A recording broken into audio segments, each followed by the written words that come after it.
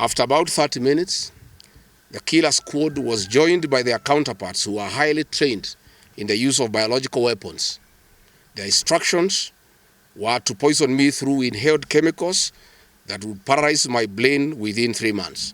This was the intent and the purpose of the whole operation. My team and I sought alternative routes as guided by the deployed security personnel, majority of whom are our supporters and opposed to what is going on. We have credible information that President Ruto has directed that my private security personnel be disarmed and be targeted for withdrawal of their licenses so that they can leave me vulnerable to allow room for goons to attack and possibly eliminate me. President William Ruto has expressed ungovernable anger that the state-sponsored goons are being overpowered by my private security personnel who are licensed gun holders. President Ruto is furious that the people of Kenya have not forgotten about the Kiambaa church massacre, where children and women were tortured in the 2007 and /8 post-election violence, and is unhappy that I keep on reminding the people of Kenya of the heinous act. I want to say that although Kenyans forgive each other, they cannot forget this, and there is nothing the president can do about it.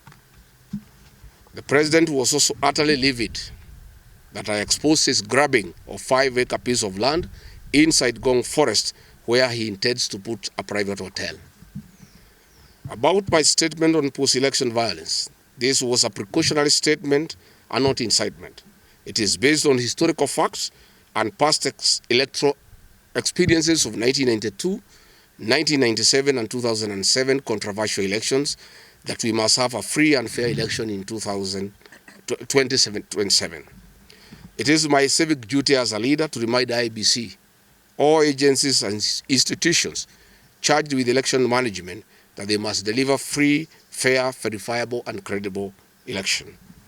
I have heard the CS Interior and other pretenders to the throne claim that they will not allow political violence. I urge them to walk the talk. Since November 2024, political violence of great magnitude has been meted on me, my family and my supporters. Not a single case has been prosecuted. For instance, on 28th November 2024, at a solemn funeral service in Limuru, Kiambu County, I was attacked by organized criminal gangs and a police escort. On 28th December 2024 in Shamata, Nyandarua, an inspector of police flanked by criminal gangs threw tear gas canisters at me. On 23rd March 2025 at ACK St. Peter's Cathedral in Nyeri, my convoy was attacked at a church compound by a known criminal gang and a police escort. On 29th March 2025 in Naivasha town, we were attacked by the police. On 6th April 2025 at a church service in Mwiki, PCA, hooded goons attacked us inside the church. We dismiss with contempt the loose talk by CS Interior that during the DCP party unveiling, where goons dared to cause chaos were fighting for handouts from us. These were state-sponsored, but fortunately, they were overpowered by security personnel and supporters.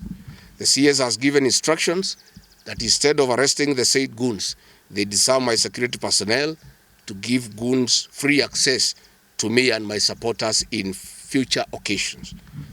Let it be known that our party, DCP, has organic support, and we do not pay supporters to attend our meetings the way the government is doing to people to attend their meetings. Finally, let me assure the planners of this violence that you will not stop the cause of the people of Kenya. The one-term movement and the DCP party popularity will not be stopped and will not be slowed down. The cause to liberate Kenya is not about Rigathi Gachagua. All the leaders with me. Wasting time and resources to stop me is a zero-sum game. The people of the Republic of Kenya have said that lies must stop, roads must be built, corruption must stop, abductions and extrajudicial killings must stop, education and health systems must work. They are some of the things that are making the people of Kenya restless. We are putting our supporters on high alert that they have the right to express their frustrations if injustice is meted on us. My supporters and I will not be cowed or intimidated by the use of the criminal justice system to manage politics. The drama of waylaying us on roads should be stopped. If the government knows that I've committed a crime known under the laws of Kenya and identified in the penal code, they know all my homes. And I'm here. They know my Wamanyoro home. They don't need to waylay me on the road. Let them just come here, and if we have committed a crime, they can come and arrest me and take whatever action that they want to take.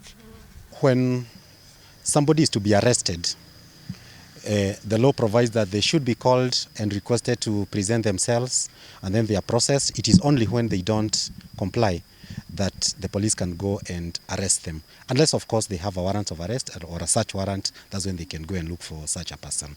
So what you saw yesterday and what you've read, it is all over in the media that more than 100 police officers were waiting to arrest the deputy president, the former deputy president. So really, do we need all these resources to go and look for just one person who is not hiding, who was addressing a church service, who even addressed a public rally? So he's not hidden anywhere. So just tell him you're required here, come and present yourself. So there's no need of putting security vehicles and police officers around any place that somebody feels that His Excellency can go or where he goes, because he's a very law-abiding citizen, and he's known. He's a very truthful man. So if you tell him, come here, he'll tell you, I cannot come at this time, I'll come the other time. But for now, give me 5 minutes, I'll come. So let the police use the procedure that is prescribed by the law. Don't chase someone. Go and chase criminals. For the DP, for His Excellency, just send him a message and he will present himself. So this is wastage of resources to keep on chasing him around. The best of knowledge, no summons. And in any case, the first people to be informed about any summons will be his lawyers and those people who are close to him. And none of them has such summons. In fact, he's been telling them, if you have any summons, bring them to me so that I comply. But if you don't have summons, just go back to your office. Then when you get them, you come to me. And just let there be structures on how to summon me. So now, I think he's ready to comply with the law in case he's required. But so far, there's no requirement. Nobody has requested him to go. And those people who are just following him are just intimidating him. But I think from what we know him, from how we know him, I think that one only makes him more resolute in pursuing what's the best for this country.